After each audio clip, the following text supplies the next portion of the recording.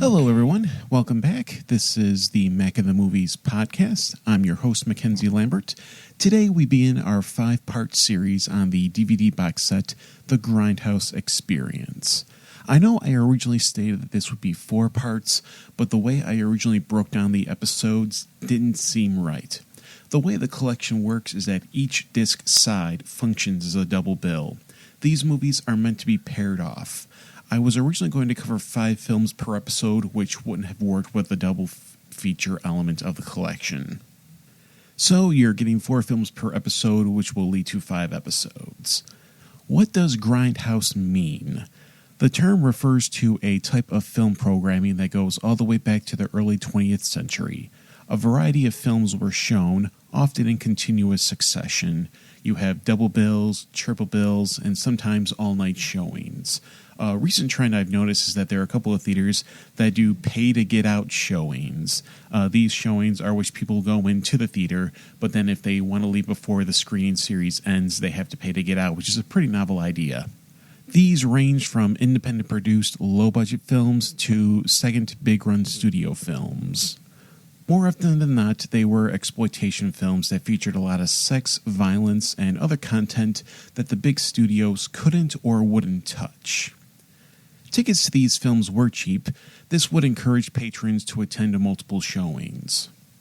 42nd Street was the mecca of the Grindhouse between the 1950s and the late 1980s. They were the urban answer to the drive-ins. One theater would show XXX pornography while you could go next door and watch 3 kung fu hits, or go to the other theater next door and you could see a double feature screening of Texas Chainsaw Massacre with Last House on the Left. The Grindhouse essentially died with the advent of home video as well as the efforts of Mayor Rudy Giuliani to clean up New York City. The Grindhouse Experience is a DVD box set released by Fortune 5 DVD featuring films that are meant to recapture the risque danger of seeing a double bill of films that push the envelope. If you want to find the actual box set, it will run you a pretty penny, ranging from over $30 to over $100. I was lucky to grab them while they were still plentiful, and I got them around for $25 each. Many of these films are public domain and can be seen in full on YouTube. Be mindful of the quality since these films were essentially ripped from a VHS. Those who are internet savvy could easily find these films through other means. Word of warning, if you're not one for subtitles, many of the films in these collections were from foreign language subtitled VHS copies, but are in English dub. For this first of 5 episodes, we'll be taking a look at the first 4 films of the Volume 1 set. Our first double feature bill is the shocking women in prison Nazi-exploitation film, Women's Camp 119, and the Chinese-produced reform school girls film, Tortured Angels.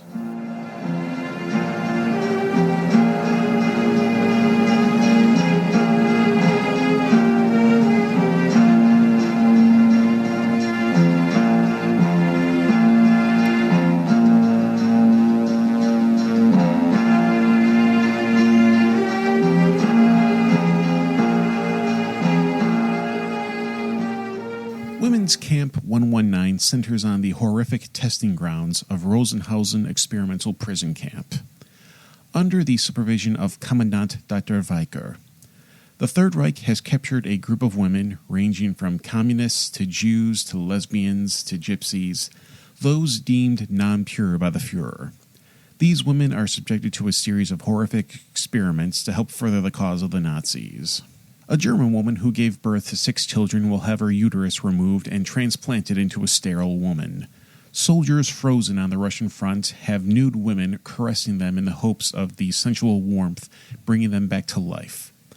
Oddly enough, the film presents this one as actually being effective. You have the testing of poison bullets, you have nude women dancing in front of gay men to cure them of their homosexuality. This is what you're getting into if you want to take the time to see this film. Director Bruno Mattei is probably best known for his more outlandish films like Hell of the Living Dead and Strike Commando.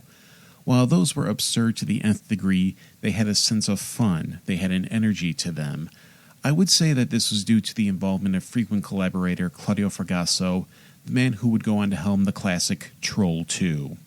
When I get around to an episode specifically focusing on Bruno Mattei, I'll go into greater detail into his work. But it's safe to say Women's Camp 119 represents one of the more somber, darker films of his career. This film is just meant to make you feel miserable, a stark contrast to his other Nazi-exploitation film, Private House of the SS. Nazi-exploitation as a genre has its roots with the Tinto Brass film Salon Kitty. That film itself was exploiting the success of the Liliana Cavani film, The Night Porter. Women's Camp 119 is very dark, even with the bad VHS to DVD transfer that is a hallmark of this box set, as well as the second volume. You have a lot of grays and browns, a grim color palette.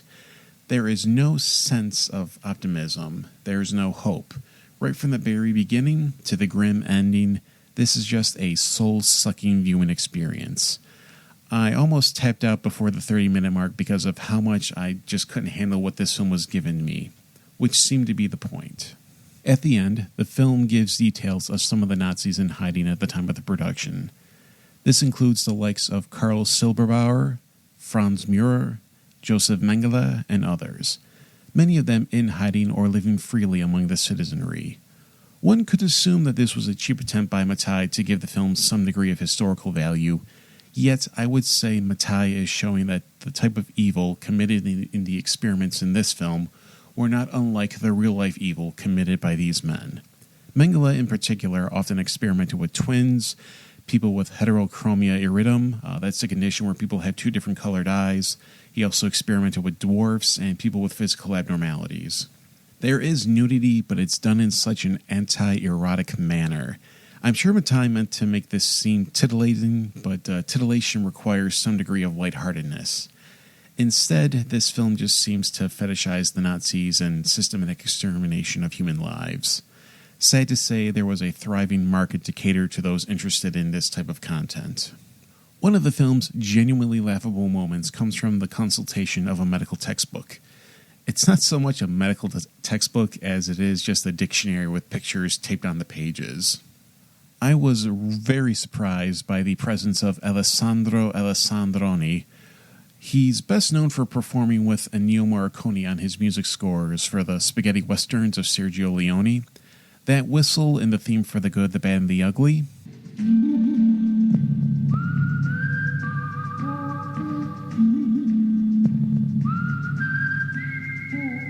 That's Alessandroni. That guitar work as well.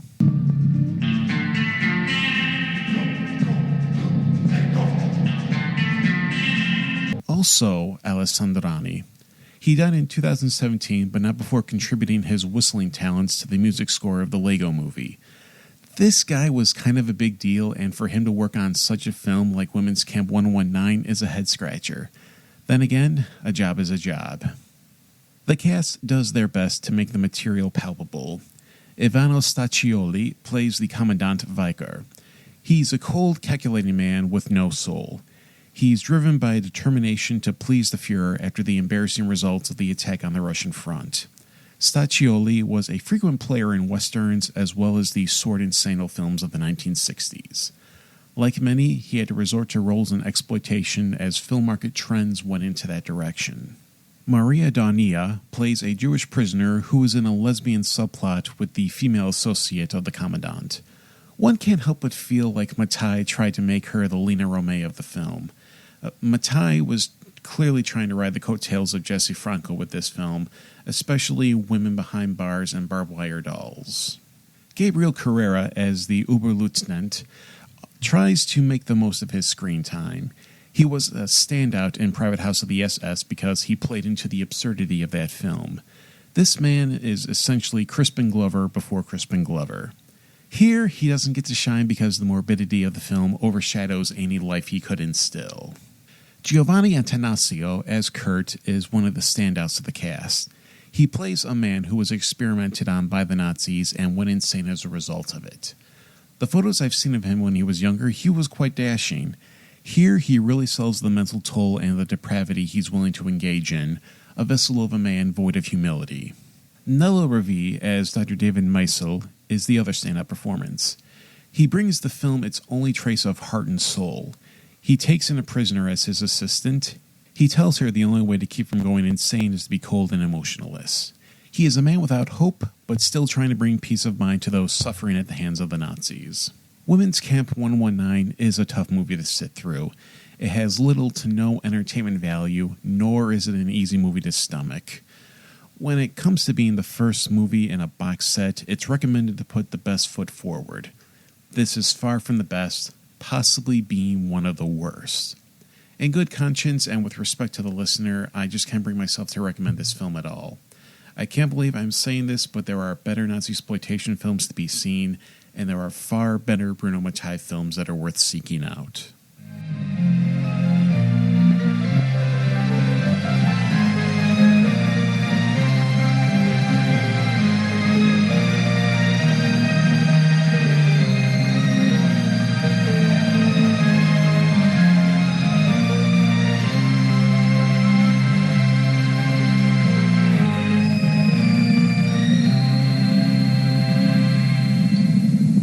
Tortured Angels, aka Strike of the Tortured Angels, is part reform schoolgirls in trouble and part revenge drama. Our film begins with women being taken to a reform school. They are at the mercy of an iron-fisted staff. They are at each other's throats. They have to perform hard labor like carrying potted plants. The plot shifts gears when three of the girls, Susan, Julie, and Ginger, escape. Here is where the revenge drama kicks in. Susan wants vengeance on the doctor who ruined both her sister and her mother. This was another film where less than 30 minutes in, I just wanted to turn it off. This movie came out in 1982. We have an actress playing Julia in blackface. I'm talking full Al Jolson singing Mammy blackface, complete with a nappy wig. Mammy, the sunshine beats, the sunshine wet, but I know where the sunshine's best. Mammy. Various sources have the role played by different actresses. It's either Stella Joan or Laura Sode Madison. As soon as I saw her in the movie, I knew I needed to use a picture of her for this episode's image, because to believe it, you have to see it. No matter who the actress is playing this role, it's just not right. There is almost nothing in this film that warrants one to go out of their way to see it. There aren't any interesting fights. There are a few moments of titillation, implied nudity, save for one shot of a bare female bottom. Other than the aforementioned blackface, none of the cast stand out. Director Roy Rosenberg and writer Gary Kepper Jr. can't offer a movie you can get invested in. One notable quality about this film is the music by Ricky Chan. It goes from this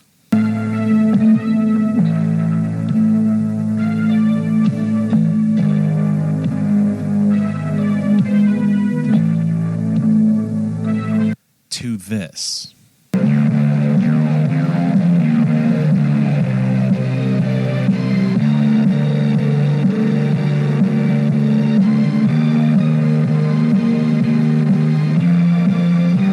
It has a wide range. Fortunately, Chan was one of the few people involved in this film still able to find work before and after.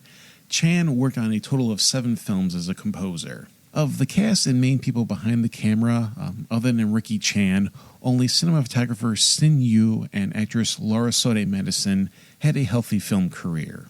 Not even director Roy Rosenberg and writer Gary Kepper Jr. were able to get work beyond this film. Sin Yu would be the director of photography for a whopping 31 films between 1969 and 1992. To his credit, Sin Yu gave the film one of its most clever shots. Susan walks in on the doctor and her sister and sees them in the reflection of a pair of sunglasses. The way it's executed is actually quite impressive. Laura Sode Madison got her start on the TV series Hawaii Five-0, then did Tortured Angels, but found a whole new career as a locations manager. As a locations manager, she worked on such films as Cobra with Sylvester Stallone, The Rocketeer, the Joel Schumacher Batman films, the Gone in 60 Seconds remake, Pirates of the Caribbean, Jumanji Welcome to the Jungle, and both Jurassic World films. I gotta say, a tip of the hat for those who were still able to get work after this film. I really don't know what else to say about this film. It's just a boring, uneventful experience. Compared to Women's Camp 119, this is a weaker film. at least with Women's Camp 119, I had an emotional reaction to that film. With Tortured Angels, I just was not invested to any degree. Our next double bill is the Mondo documentary Savage Man, Savage Beast with the martial arts comedy Raw Force.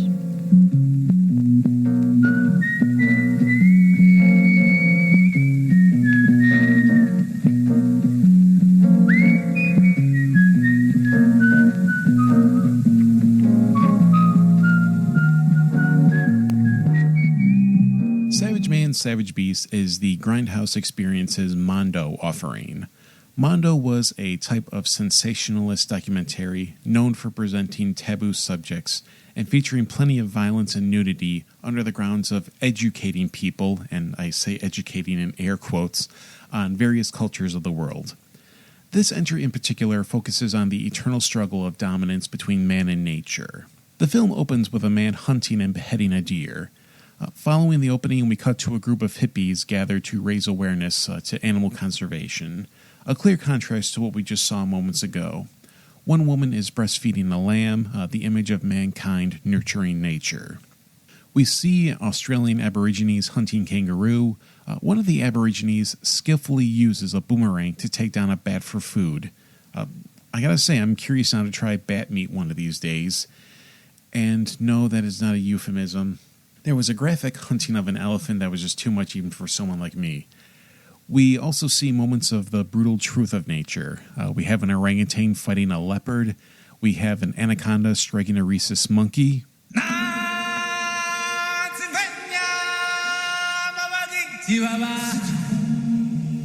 This is the kind of stuff The Lion King didn't show you. Savage Man, Savage Beast shows various hunts from different countries. The most notable one, there is a fox hunt with hounds as sport for the aristocracy. Meanwhile, the lower class work as saboteurs for the hunt. When the hounds are going after the fox, the anti-fox hunters use a female dog to lure the hounds away. Some of the hounds are herded in a vehicle and driven away from their masters. Here, the film makes a clear political statement with the aristocracy looking foolish and pompous, while the anti-hunters look like heroes. We see the rich outsmarted by the poor. In addition, we have shots of the wealthy defecating in the open, and we see their clumsiness in navigating the environment. Another hunt later shows falconers sending birds of prey after small game. Both hunts illustrate man's ability to train nature for their own purposes. Some may see this as a perversion of the natural order, with man essentially making nature a slave. One tribe, the Kurus, have a ritual of digging holes into the ground with their spears. Then they proceed to penetrate the ground with their penises and ejaculate into the earth. The logic of this is that their seed will have the earth give birth to animals for them to hunt. When they climax, they must be thinking of the animal that they wish to hunt. To each their own, I guess. One of the film's philosophical proposals is man's futile attempt to save the species they hunted for centuries, some of these species that are on the verge of extinction. Is it too late for man, despite their best efforts to save these animals, or is man just fulfilling nature's selection of a species to be eliminated? The film ends on an upbeat note of a man befriending a wolf. This was my first experience watching an actual Mondo film. I was well aware of other films of the genre, notably those of Jacopetti and Prosperi, who were the most notorious of this genre. Antonio Clemati, the director of Savage Man, Savage Beast, would do two other films. He would do This Violent World, followed by Sweet and Savage. Probably some more familiar examples would be the Faces of Death series, which I have no interest in. There was also the video series in the 1990s, banned from television, which was brought to us by Joey Francis, the man behind the Girls Gone Wild series. Cannibal Holocaust was both a Mondo film itself and a commentary on the genre. The offerings of this type of film are a mixed bag, to say the least. One of the jarring elements of the film is the shift in tone. You have somber, dark moments like the animals attacking each other.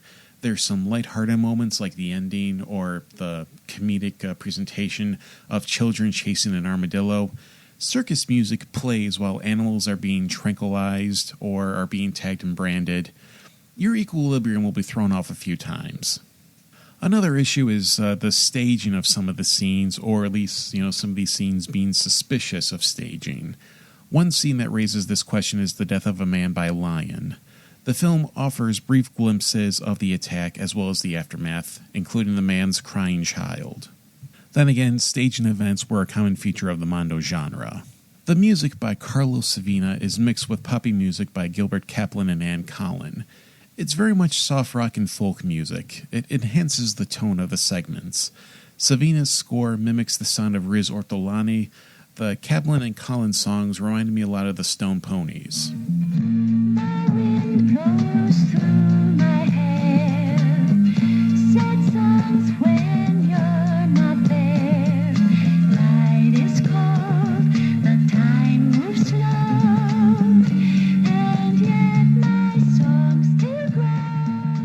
I can safely say this is not the worst film I've seen so far. It's bizarre and extreme at times. It's interesting nonetheless. If you're curious enough or want to get into the Mondo genre, this is not a bad film to start with. Compared to Women's Camp 119 and Tortured Angels, this is a pretty good movie.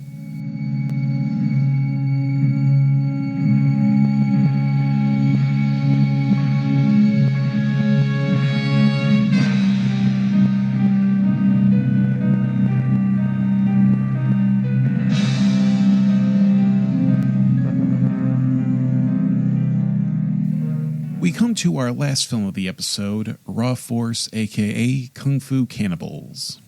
The film opens with Thomas Spear, a Hitler fanatic, and his men trading women for jade with a clan of mysterious monks on Warriors Island.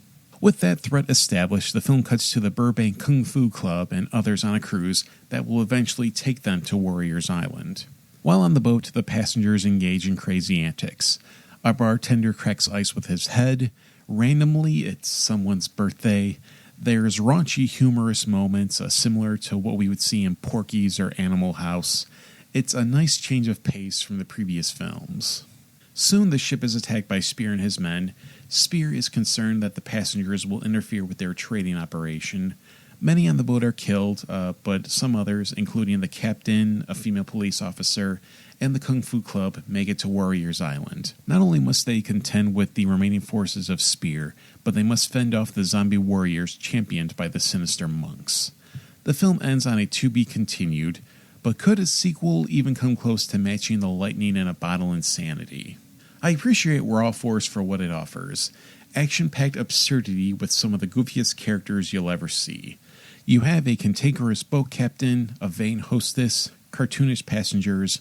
All while there's some pretty awesome choreographed fight sequences. Raw Force was the brainchild of writer-director Edward Murphy.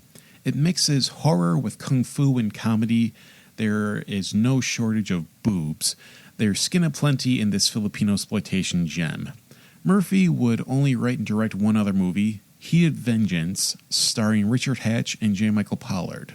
Murphy would find a second career as an actor, appearing in Three Men and a Baby, Goodfellas, and he would make frequent appearances on the TV series Law & Order. The music is by Walter Murphy. He's best known for taking classical compositions and giving them a disco flavor, as he did with Beethoven's Fifth for the film Saturday Night Fever.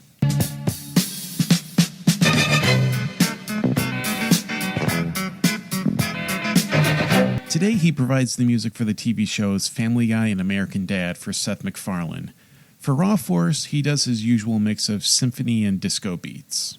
The cast features a wonderful group of character actors.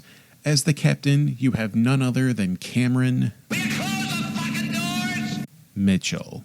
This is Cameron Mitchell at his later career finest, when he was an alcoholic who would deliver the craziest lines with the strongest sincerity. In Raw Force, he doesn't have many of such lines, but he still has the attitude. You know, I thought he was a fag till I fell his knife. A knife? Got any idea what it's after? But one thing's for certain. What's that? It wasn't my body. I would argue Mitchell is dressed up as the captain from Tintin, which makes me hope someone out there will splice Cameron Mitchell lines into the Tintin cartoon. Jeffrey Binney plays Mike, the leader of the Burbank Kung Fu Club. He has a typical charm you would expect from the lead of an 80s low-budget film. he manages to take all the crazy happenings around him in stride. Benny's credits include the original Star Trek and Battlestar Galactica. Ralph Lombardi plays Thomas Spear, and this is his only acting role. I love this character. He feels like he was taken out of a Russ Meyer movie. In fact, with all the skin, one would imagine Russ Meyer was behind this film. Alas, he was not. Lombardi plays into the overtop nature of the film. Google, you and I need to have a talk. When I did a voice search for Raw Force on my phone, you mentioned the film as starring Camille Keaton, the daughter of silent comedy legend Buster Keaton and the star of the infamous exploitation film I Spit on Your Grave. Google, she doesn't star in this movie. In fact, her screen time probably adds up to less than 1 minute. It's almost as bad as being saying Elvis Presley was the vocalist when I did a search for the theme from Django. Keep an eye out in this film for Vic Diaz as one of the monks. He was a frequent figure in Filipino exploitation, most notably in the Leslie Nielsen action film Project Kill. Also in a blink and you'll miss appearance is Jules Shepard. She would later appear in the horror comedy Return of the Living Dead. One fantastic character who doesn't get anywhere near the screen time they deserve is Steve, played by Gary McClintock. Much like Lombardi, this is McClintock's only film role. Steve is this yuppie, upper-class dweeb, but you quickly learn to love this character. He has this hilarious line delivery that you have to hear to believe. My ex-boyfriend couldn't make love to me till I did a striptease first. What do you call that? Fetishes. He was into fetishes. That's really sick. I don't know. I kind of liked it myself. Gee whiz, your boyfriend must have been far out. Yeah, I guess you could say that. What do you do for a living? He belonged to the mafia. He was a hood. What do you do? Me. I teach 3rd grade.